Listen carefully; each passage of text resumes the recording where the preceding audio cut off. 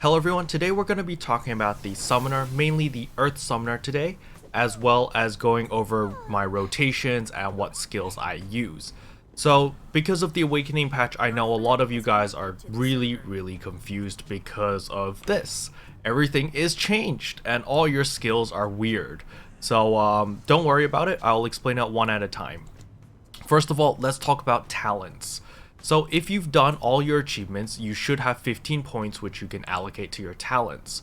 So if you have 15 points, first of all, you want to put points into your Thorn Strike, because Thorn Strike is a main source of your damage as well as Flying Nettles. So these two are a must-have. And if you have extra points, you want to put the rest into Super Sunflower. And these three are basically the points where you want to put your talent points on. What you also want to disable is Doom and Bloom. You want to disable Doom and Bloom because you no longer need to cast Doom and Bloom on the enemy in order to refresh your poison stacks, because your Vine Whip will refresh that. You can untick this to view enhanceable skills and disable any of your other skills over here that you do not want. So let's talk about CCs next, because CCs or crowd control is very important in this game, especially in raids. So what CCs do we have now? So our lunge or tab is a single stun. Keep in mind, it used to be a double stun, it is now a single stun. So that is the first thing that's changed. Your C skill is a single daze and it still does deep wound, so no changes there, same old same old. Ankle biter over here is still a single KD.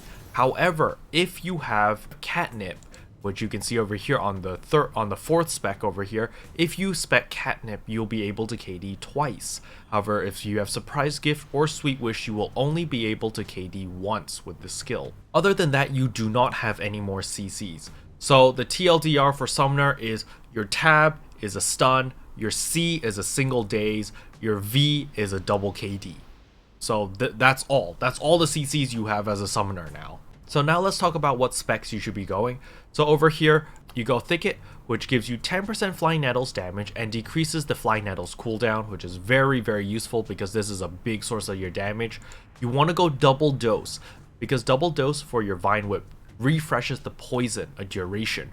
So this way you do not need Doom and Bloom anymore, because as long as you're Vine Whipping, you're constantly refreshing your poison stacks. So you'll have the poison stacks on all the time. Your third spec over here is really up to you. It's a toss-up between Tumble Roll or Catcall.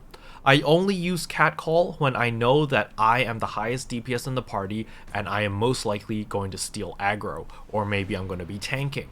Then I use Catcall because this is your cat taunt. However, if my party has a tank, I will use Tumble Roll. Tumble Roll allows me to roll forward 8 meters. Within this 2 seconds, I'm immune to all damage and all CC. It's a very strong skill. And it has a very low cooldown. It has a cooldown of 12 seconds. So as for the fourth spec, I always use Catnip because Surprise Gift has a very long setup time and it only does a single KD now. Sweet Wish is very nice to revive your cat very fast. However, you need to be in overflow for this to work. If you try to revive your cat and you're not in overflow, it will still take 5 seconds. And also, when you use Sweet Wish, when your cat revives in that 1 second, you will get out of overflow. It instantly kicks you out of overflow.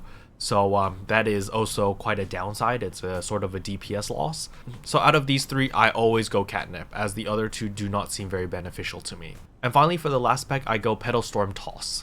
And it's really because this has given me the most damage compared to the other two. So now that we've covered specs, next up is rotation. So now that you've got a talisman, don't forget to actually use the talisman. It does give quite a lot of damage. Even at stage 1, the one that you get from the story, it is pretty good. It gave me like a good 20k DPS increase whenever I remember to use it in a parse.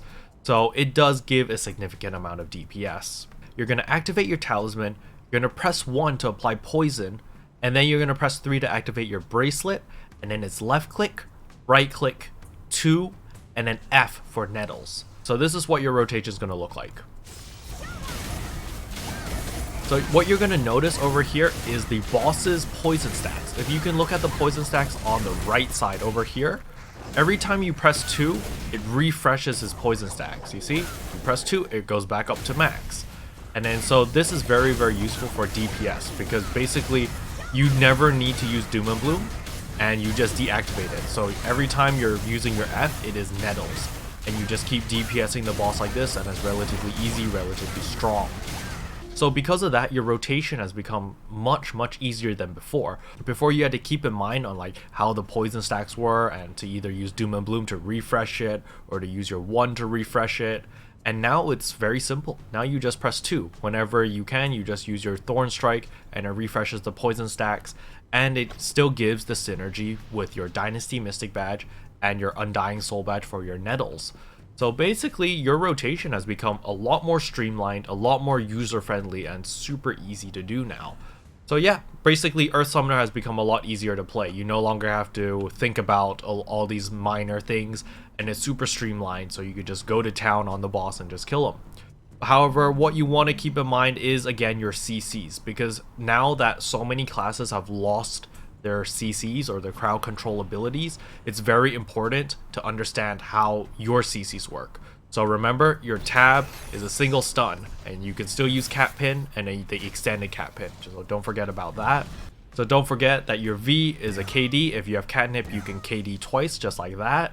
And of course, your C is a daze as well as a deep wound, so it's very useful on certain bosses that like to heal a lot.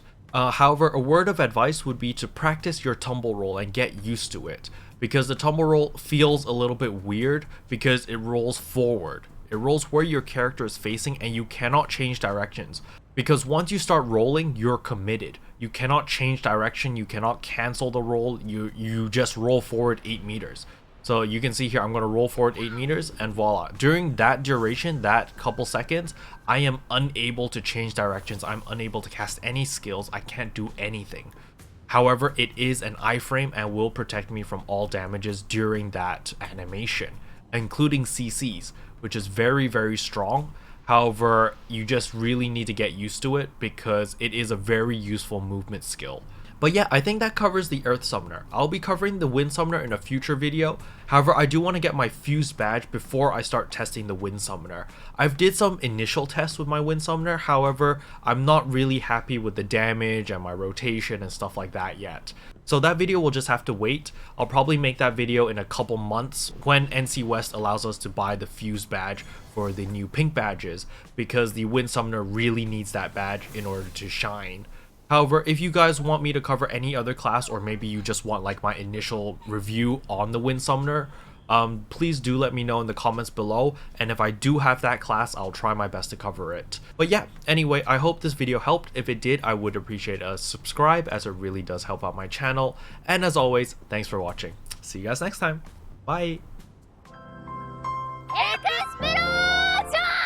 What can I say except you're welcome for the healing?